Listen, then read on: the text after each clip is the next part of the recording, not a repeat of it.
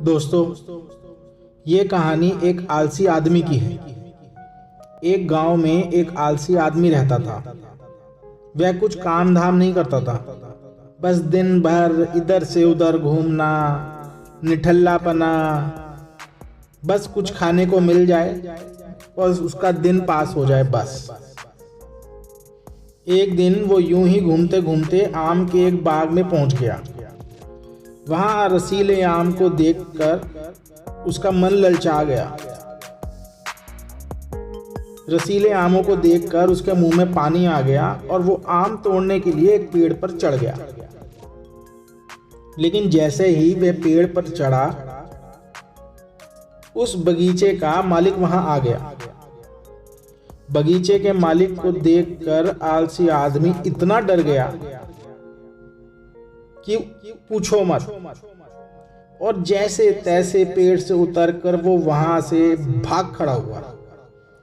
भागते भागते वो गांव के बाहर एक जंगल में जा पहुंचा। वह बुरी तरह से थका हुआ था, इसीलिए एक पेड़ के नीचे बैठकर सुस्ताने लगा। तभी उसकी नजर एक लोमड़ी पर पड़ी। उस लोमड़ी की एक टांग टूटी हुई थी और वह लंगड़ाकर चल रही थी। लोमड़ी को देखकर उस आलसी आदमी ने यह सोचा कि ऐसी हालत में जंगली जानवरों से भरे इस जंगल में ये लोमड़ी बच कैसे गई। अब तक तो इसका शिकार हो जाना चाहिए था। उसको बड़ा आश्चर्य हुआ।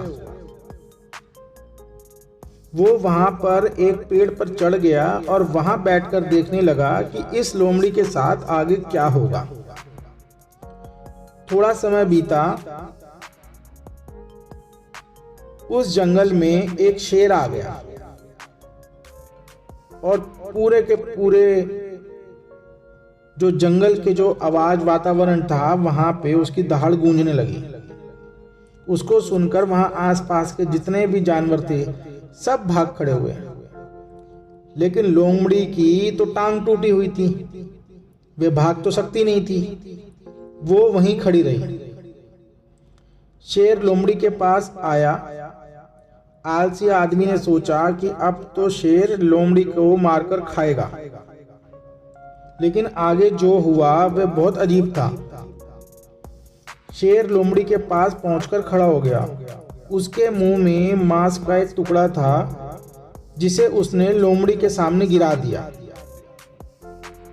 लोमड़ी ने वो मांस का टुकड़ा उठाया और साइड में बैठकर आराम से खाने लगी। और थोड़ी देर बाद वो शेर भी वहां से चला गया। जब उस आलसी आदमी ने ये पूरा दृश्य देखा तो उसको यकीन हो गया कि जो भगवान है उसने इस धरती के सभी प्राणियों के लिए, चाहे वो जानवर हो या इंसान, खाने पीने का प्रबंध कर रखा है। अब वह अपने घर लौट गया।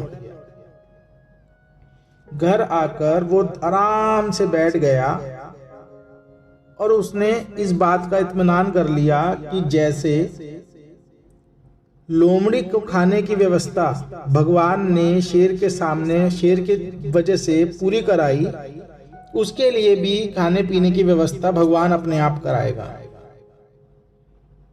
लेकिन ऐसा कुछ भी नहीं हुआ। अब भूख से उसकी हालत खराब होने लगी। 2-3 दिन बीत चुके थे। आखिरकार वो घर से बाहर निकला। अचानक सामने उसको एक पेड़ के नीचे बाबा बैठे दिखाई दिए। वे उन बाबा के पास गया और उसने जंगल का जो भी सारा जो एक घटना घटी थी उनको बताई और बोला, बाबा जी एक बात बतलाओ, भगवान मेरे साथ ही ऐसा क्यों करता है? जब उसने सब जानवरों के लिए और इंसानों के लिए खाने पीने की व्यवस्था कर रखी है, तो मेरा प्रबंध क्यों नहीं किया?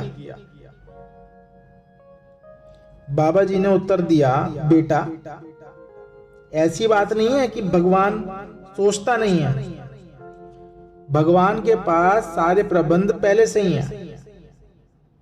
दूसरों की तरह तुम्हारे लिए भी हैं। लेकिन वो तुम्हें लोमड़ी नहीं, शेर बनाना चाहता है। बात समझने वाली है कि हमें मांगने वाला नहीं, हमें देने वाला बनाना चाहता है। अब हम अपने आप को किस तरह से आंकते हैं, या मैं ये कहूं हम अपने आप को किस तरह से लेते हैं, मांगने वाले या देने वाले, ये सारी सोच हम पर डिपेंड करती है। बस हम अपने आप को पहचान नहीं पाते। हम कभी ये पहचान ही नहीं पाते कि हमारी प्रतिभा कितनी है। क्या हम इतने सक्षम हैं कि हम दूसरों की मदद कर पाए, या सिर्फ मांगते ही रह जाएंगे? दोस्तों, हमें अपने लाइफ में इस बात का स्मरण हमेशा होना चाहिए कि हम कितने काबिल हैं।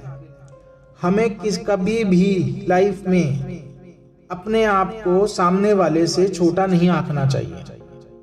जिस दिन हम अपने आप को छोटा मान लेंगे, उस दिन हम छोटे हो जाएंगे।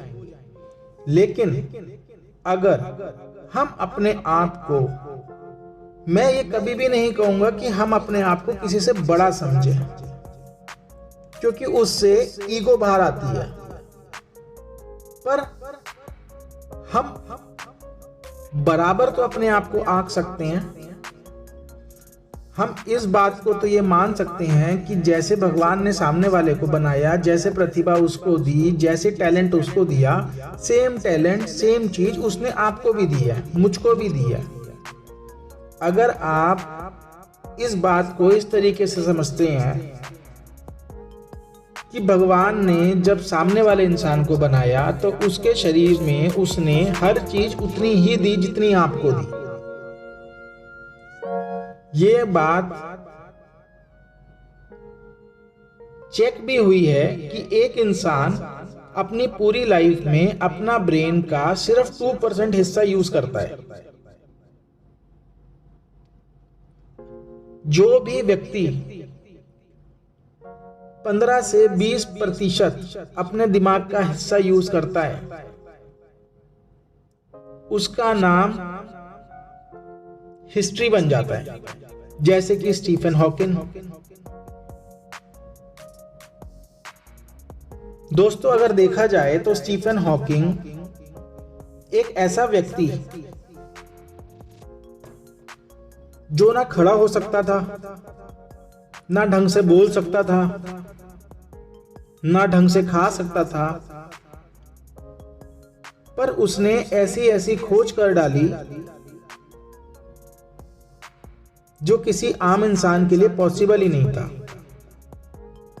अगर वो चाहता तो वो इस चीज को एक्सेप्ट कर सकता था कि भाई मैं तो कुछ कर ही नहीं सकता, ना मेरे हाथ चलती हैं, ना मेरे पैर चलती हैं, ना मैं खा सकता हूं, ना मैं बोल सकता हूं ढंग से, मैं तो अपनी लाइफ में कुछ कर ही नहीं सकता। लेकिन उस समय पर उसने अपने दिमाग का पूरा उपयोग करा। अगर एक इंसान अपने दिमाग का 10% या मैं कहूं 5 से 10% भी यूज कर ले तो भी वह जीनियस कहलाता है। जब भगवान ने आपको और सामने वाले को बराबर चीज दी है, 2 हाथ, 2 कान, 1 नाक, 1 मुंह, 2 आंखें, कोई भेदभाव तो नहीं करा, या ये तो नहीं कहा कि मैं इसको आज 3 आंखें दे रहा हूं, इसको 2 दिमाग दे रहा हूं, इसको जीनियस बना रहा हूं। दोस्तों, सिर्फ बात इस चीज की समझने वाली है कि हम